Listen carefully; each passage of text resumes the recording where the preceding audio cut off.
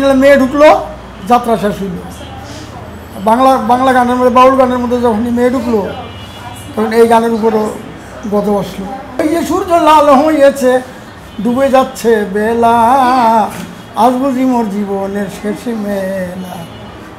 গানের ছন্দে রেখে গেলাম আমার কিছু কথা, আমার হতে কেউ যদি জীবনে পেয়ে থাকো ব্যথা, দিয়ে ক্ষমা করে বলি 2 হাত ধরে, দিয়ে ক্ষমা করে বলি 2 হাত ধরে, আমার এখন বিদায়ী নিবার পালা। অনেক পরিশ্রম করছি, 4.5 বছর মোস্তাদের কাছে ছিলাম। হাইগা অনেক গান শিখা কি 2-3-4টা গান শিখিয়ে দিয়ে অনেক করে যা, এবার তুই গাইতে পারবি। সেই হইতে আমি মালিক শুনি। এখানকার শিল্পীরা হইলো বেশিরভাগই হইলো মোবাইল শুই না, মোবাইলে গান শুই না। অমুক আমার ওস্তাদের লগে সাক্ষাৎ নেই একদিনও। ওস্তাদের লগে থাইকা গান শিখা আর মোবাইলে গান শিখা এক না। এই জন্য অনেকের ওস্তাদের নামই পড়লে না। কেমন যাচ্ছে বাকি? তখন গানের যে সম্মান ছিল, এখনকার গানে কোনো সম্মানই নেই, এত অপমান করে। কারণটা কি? কারণ আমাদেরও দোষ আছে কিছু, দোষ জনগণকে দিলে চলবে না, দোষটা আমাদেরও আছে। আপনার জীবনের প্রথম শুরু গান গাওয়াটা কোন গানটা দিয়ে আপনি শুরু করলেন? আমি ওই গানটার নাম বলবো না, আর আমি এটা গাবো না, কারণ এই জন্য ওই গানটা আমি আমার গুরুকে আমি শোনাইতাম।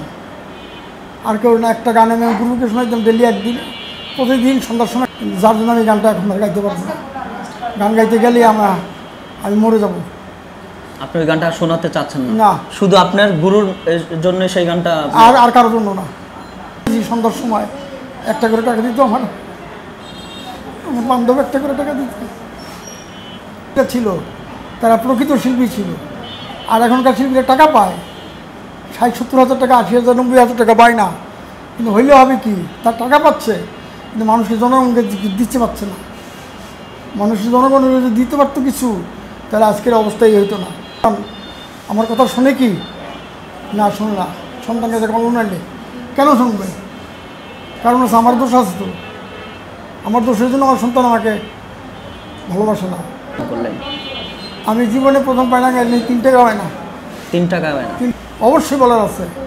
যেমন মেয়েদের মধ্যে আলেয়া আছে, তারপর তানিয়া আছে, আকলিমা আছে, এদেরকে শিল্পী বলা যেতে পারে, এদের মধ্যে শিল্পায়িত্ব আছে। আর যেগুলির মধ্যে যা দেখি 80,000 90,000 টাকা, এগুলির মধ্যে শিল্পায়িত্ব নেই, আসলে মেয়ের রূপচর্চা, গানের রূপচর্চা নেই। দালালি গানগুলো তো বেরিয়েই তো আমাদেরকে ক্ষতি করছে বেশি। দালালি গান, যেখানে গান হয়তো 2টা পুরুষ ছেলে নিয়ে গান গাইতে, এখন এই দালালরা গিয়ে সেখানে বায়না করে। এই জন্য বলবো না, কারণ হলো দলটা ভারী, ওই দলটা হলো খুব ভারী, আমাদের দলটা হলো খুব কম জুড়ি। কথাটা বুঝতে পারছেন? তো সেখানে মালার ভাঙ্গাটা, আপনার মাথা যদি উকুন হয়, তাহলে মাথা কাটা ভালো দেবেন না উকুন বাঁচবেন? উকুন বাঁচবেন, মাথা কাটবেন কেন? এখানে তো মাথা কাটা হচ্ছে, উকুন বাঁচা হচ্ছে না। যদি মাজারে কোনো খারাপ কাজ হয়ে থাকে, কাজগুলির প্রতি বন্ধ করুক। মাজার এরকম করা হবে কেন? মাজারের কি দোষ হচ্ছে? মাজারলা কি বলে গেছে তুমি এগুলি করো? গান গাইতে গেলে শ্বাসকষ্ট হয়ে যায়। দর্শক, দেশ ও বিদেশ থেকে যারা ভিডিওটি দেখছেন, জানাচ্ছি শুভেচ্ছা ও ভালোবাসা। আজকে হাজির হয়েছি সাগর বাসা। আজকে একজন সুনামধন্য গায়কের সাথে কথা বলবো, যার নাম হলো আব্দুল মালিক সরকার, যে বাংলাদেশের না সারা বিশ্বে যে নাম ছড়িয়ে আছে আব্দুল মালিক সরকারের, সে পালা গানের একজন বড় শিল্পী। আজকে তার সাথে কথা বলবো। কেমন আছেন? আল্লাহ অনেক ভালো রাখছে, অনেক ভালো রাখছে আল্লাহ। আমি কিছুদিন আগে দেখেছি যে সোশ্যাল মিডিয়াতে আপনি খুবই অসুস্থ ছিলেন। হ্যাঁ, অসুস্থ ছিলেন, এখন শরীরের কি অবস্থা? এখন ইনশাল্লাহ ভালো। এখন ইনশাল্লাহ ভালো আছে? ইনশাল্লাহ ভালো। আপনি কি এখন কি কন্টিনিউ গান করতেছেন নাকি? গান করি না, তবে গান গাওয়ার জন্য চেষ্টা করতেছি, কিন্তু ডাক্তার বলছে যে গান গাওয়া যাবে না। গান গাওয়া যাবে না? ডাক্তার বলছে যে গান গাওয়া যাবে না, আপনি গান গাওয়ার জন্য চেষ্টা করতেছেন কেন? চেষ্টা করতেছি এই জন্য, গানটা হইল রুহের খোরাক। কেউ গাইয়া রুহের খোরাক পায়, কেউ শুনে রুহের খোরাক পায়। আমারটা হলো গাইয়ার রুহের খোরাক পাইতেছি। একজন শুনলো আমার গানটা, বা আমি একজনের শুনাইলাম, এই যে একটা তৃপ্তি, এটা তো কোথাও পাওয়া যাবে না। এখন যে আপনার শরীরের অবস্থা, আপনি কি মনে সাহস পান যে আপনি আগের মতো গান করতে পারবেন? হ্যাঁ, ইনশাল্লাহ পারবো। এখন সেই সাহসটা মনে মনে হ্যাঁ আছে? মনে আছে, মানে এখন আরো বেশি পারবো ইনশাল্লাহ। আচ্ছা, আমি যদি সামনে যদি একটু এগিয়ে যাই, আপনি কোথা থেকে এই গান শুরু হলো বা কোথা থেকে আপনি গান গাওয়া? এটা একটা হিস্ট্রি আছে। আমার যে উস্তাদ ছিল আমার আপন ফুবা হয়, ওনার বাড়ি হইল মুন্সিগঞ্জ। সেখানে উনি আপনার আমার বড় ভাইকে নিয়ে গেছিলো গান শিখবার জন্য। আমার বড় ভাইয়ের গান শিখতে পারে নাই, পরে আমাকে নিয়ে যায় আমি বাবার কাছে বইলা। অনেক পরিশ্রম করছি, 4.5 বছর ওস্তাদের কাছে ছিলাম। থাইকা অনেক গান শিখা কি 2-3-4টা গান শিখিয়ে দিয়ে উনি করে যা এবার তুই গাইতে পারবি। সেই হইতে আমি মালিক সরকার। সেই থেকে আপনি মালিক সরকার। হ্যাঁ, আপনি বললেন যে অনেক কষ্ট করছেন। এখন কিছু কিছু মেয়ে শিল্পী আছে, কিছু কিছু ছেলে শিল্পী আছে যারা গান করে, হাজার হাজার টাকা তারা স্টেজে পায়। এখন যে আপনি যে বললেন কষ্ট করছেন, তাদের কষ্টটা আর আপনার কষ্টটা কতটুকু ডিফারেন্স? এখনকার শিল্পীরা হইলো বেশিরভাগই হইলো মোবাইল শুই না, মোবাইলে গান শুই না। অমুক আমার ওস্তাদের লগে সাক্ষাৎ নেই একদিন, ওস্তাদের লগে থাইকা গান শিখা আর মোবাইলে গান শিখা এক না। এই জন্য অনেকের ওস্তাদের নামই পড়লে না, স্টেজে বলবো কেমন, তার তো সে তো মোবাইলে শিখছে গান, সে তো এমনি গান শিখে ওস্তাদের কাছে গান শিখে নেই।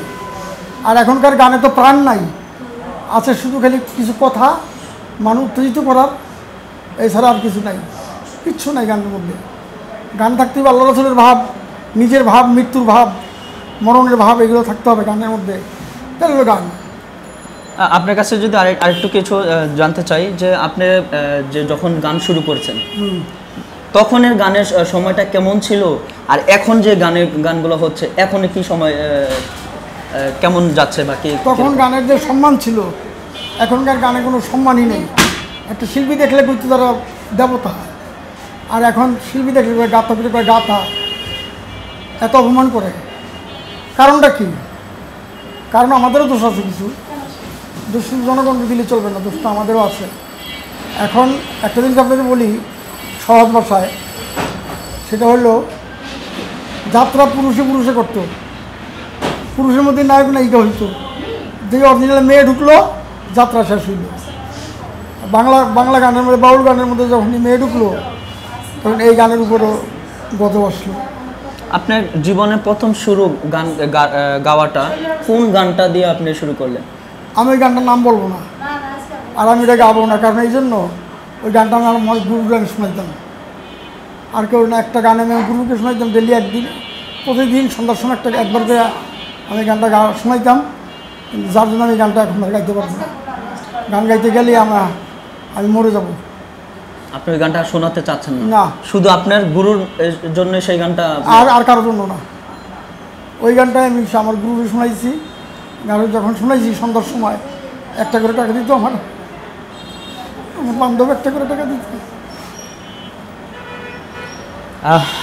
এখন যারা গান করতেছে, এখন মেয়ে শিল্পীরা বা ছেলে শিল্পীরা যখন গান করতেছে, এখন যে গানগুলা সামনে কতটুকু এগিয়ে যাবে? যে আপনি গুরুকে যখন আপনি গান শোনাইছেন 1 টাকা করে দিয়েছে, আর এখন যে গান করতেছে হাজার হাজার টাকা দিচ্ছে, এখন গানটা আর তখনের গানটা তো অনেক ডিফারেন্স। আপনি টাকায় কি মূল্যায়ন করা হবে না গুণে মূল্যায়ন করা হবে? গুণে মূল্যায়ন করলে আগের যে শিল্পীরা ছিল তারা প্রকৃত শিল্পী ছিল, আর এখনকার শিল্পীরা টাকা পায় 60-70 হাজার টাকা, 80,000 90,000 টাকা পায় না, কিন্তু হইলে হবে কি, তার টাকা পাচ্ছে কিন্তু মানুষকে জনগণকে দিচ্ছে পাচ্ছে না। মানুষের জনগণের যদি দিতে পারতো কিছু, তাহলে আজকের অবস্থাই হইতো না। আজকে প্রজন্ম কোন পথে দেখেন, আজকে প্রজন্ম কোন পথে? আমার সন্তান আমার কথা শুনে কি না? শুনে না। সন্তানকে যখন উনাইলে কেন শুনবে? কারণ হচ্ছে আমার দোষ আছে তো, আমার দোষের জন্য আমার সন্তান আমাকে ভালোবাসে না। তাহলে বাউল গান তো সবসময় উদ্দেশ্য ছিল। বাবা আপনাকে কি বলবো? আপনার কাছে আরেকটু সামনে এগিয়ে যাই, যে আপনার জীবনে প্রথম ফার্স্ট কয় টাকা বায়না গান করলেন? আমি জীবনে প্রথম বায়না গাইনি 3 টাকা বায়না। 3 টাকা বায়না? 3 টাকা বায়না। তারপরে যে সোমান সরকার মারা গেছে না, এই সোমান সরকার আমার বায়না করে গান গাইছে, গান গাইছে 3 টাকায় গোজরা বাজারে জুয়া দিয়া। তখন পাকিস্তান অনেক দিন আগের কথা, তখন 4 আনা চাউল সিনেমা ছিল মাত্র 4 আনা। 1 টাকা দিলে 4 কেজি 60 চাল পাওয়া গেছে। আচ্ছা, এখন আপনি যারা এই কিছু মেয়ে শিল্পী বের হয়েছে যারা লাখ লাখ টাকা প্রতি নাইটে ইনকাম করছে, তাদের উদ্দেশ্যে কিছু বলার আছে কি? অবশ্যই বলার আছে। যেমন মেয়েদের মধ্যে আলেয়া আছে, তারপর তানিয়া আছে, আকলিমা আছে, এদেরকে শিল্পী বলা যেতে পারে, এদের মধ্যে শিল্পায়িত্ব আছে। আর যেগুলির মধ্যে যে যা দেখি 80,000 90,000 টাকা, এগুলির মধ্যে শিল্পায়িত্ব নেই, আসলে মেয়ের রূপচর্চা, গানের রূপচর্চা নেই, এগুলো সমস্যা। ওই যে আমরা কিছু আপনাদের মুখে অনেক শিল্পীদের মুখে শুনি যে কিছু দালালি গান বের হয়েছে, যে দালালি শিল্পীগুলো নিয়ে আপনি কি বলার আছে? দালালি গানগুলো তো বেরিয়েই তো আমাদেরকে ক্ষতি করছে বেশি। দালালি গান যেখানে গান হয়তো 2টা পুরুষ ছেলে নিয়ে গান গাইতে, এখন দালাল রেগে সেখানে বায়না করে আমি শিল্পী দিব, আপনাদের কোনো লাগবে না। মানুষ তো দেখে যে গান হচ্ছে, টাকাও কম পাচ্ছে, সমস্যাটা কোথায়? আচ্ছা ঠিক আছে নিয়ে যান, কিন্তু ন্যায় কথা ঠিক 1 বছরই চলে, এর পরের বছর আর চলে না। এইভাবে এটাও ধ্বংস হবে। প্রত্যেকটা জিনিসের একটা ধ্বংস আছে, ধ্বংস তো অবশ্যই থাকবে। আচ্ছা, আপনার কাছে আরেকটু কথা বলতে বলতে শেষ পর্যায়ে চলে আসছি যে এখন যে মাজারগুলো ভাঙা হচ্ছে, মাজারগুলো কেন ভাঙা হচ্ছে বা এই উদ্দেশ্যটা কি? এই এত বছর তো কোনো মাজার ভাঙা হয় নাই বা কারোর মাজার পূজারি বলা হয় না, এখন মাজার পূজারি বলতেছে, এবং কি তাদের মাজার ভাঙা হচ্ছে, এবং কি আমি দেখলাম যে একটা পীর বা একজন ফকিরের লাশ উঠাইয়া তাকে 1 মাস পরে পোড়া দেওয়া হয়েছে। এই বিষয়গুলো যদি একটু বলতেন। এই সম্বন্ধে বেশি কিছু বলবো না, এই জন্য বলবো না, কারণ হলো দলটা ভারী, ওই দলটা হলো খুব ভারী, আমাদের দলটা হলো খুব কম জুড়ি, কথাটা বুঝতে পারছেন?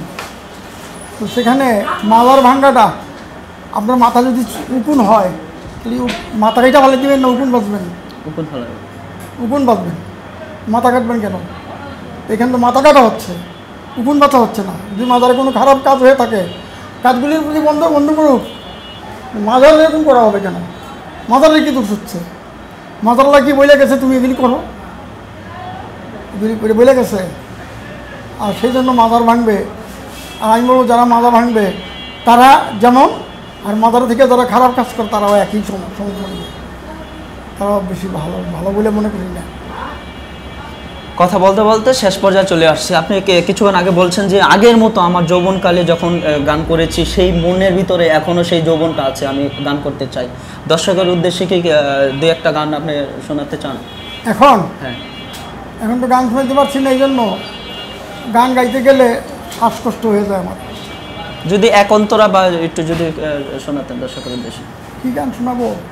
আমার একটা পছন্দের গান আছে, মানে আপনার লেখা, ওই যে সূর্য লাল হয়েছে ডুবিল বেলা, এই গানটা যদি আপনি দর্শকের উদ্দেশ্যে শেষ সময় লাল হয়েছে ডুবে যাচ্ছে বেলা,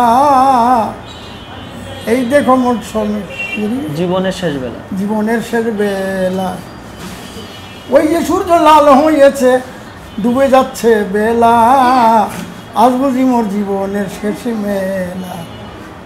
গানের ছন্দে রেখে গেলাম আমার কিছু কথা, আমার হতে কেউ যদি জীবনে পেয়ে থাকো ব্যথা, দিয়ে ক্ষমা করে বলি 2 হাত ধরে, দিয়ে ক্ষমা করে বলি 2 হাত ধরে, আমার এখন বিদায়ী নিবার পালা, আজ বুঝি মোর জীবনের শেষ মেলা। দর্শক, কথা বলতে বলতে শেষ পর্যায়ে চলে আসছি। আজকে কথা বললাম আব্দুল মালিক সরকার সাহেবের সাথে। আজকেই যেই গানে শেষ করলাম, তার খুব জনপ্রিয় অনেক লেখা গান আছে, আপনারা চাইলে ইউটিউবে সার্চ দিলেও পাবেন। এখন আমরা বিদায় নিচ্ছি, আবার অন্য দিন আরেকজনকে নিয়ে হাজির হব। সবাই ভালো থাকেন, সুস্থ থাকেন, আল্লাহ হাফেজ। সবাইকে ধন্যবাদ, সবাইকে। আমার প্রতি যদি কেউ কষ্ট পেয়ে থাকেন, আল্লাহ মাফ করে দিবেন।